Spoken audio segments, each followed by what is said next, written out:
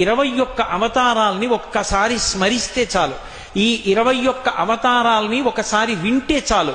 వాటి పేర్లు విన్నంత మాత్రం చేత విష్ణు ప్రీతికి పాత్రుడవుతాడు. వేరొక్కసారి జాగ్రత్తగా వినండి. మొట్టమొదట ఆదినారాయణుడు, సనకసనందనాదులు. దాని తర్వాత వచ్చినటువంటిది యజ్ఞవరాహావతారం. యజ్ఞవరాహావతారం తర్వాత నారదుడు. నారదుడి తర్వాత నరనారాయణుడు.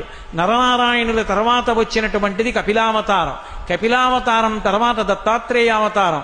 దత్తాత్రేయావతారం తర్వాత యజ్ఞావతారం.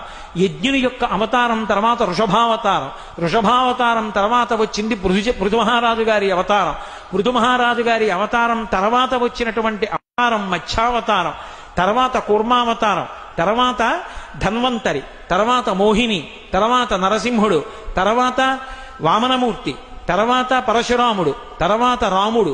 తర్వాత రామచంద్రమూర్తి. తర్వాత బలరాముడు. బలరాముడి తర్వాత కృష్ణ భగవానుడు. కృష్ణ భగవానుడి తర్వాత ఏకకాలంలో 2 అవతారాలు ఉంటూ ఉండొచ్చు వీటిల్లో.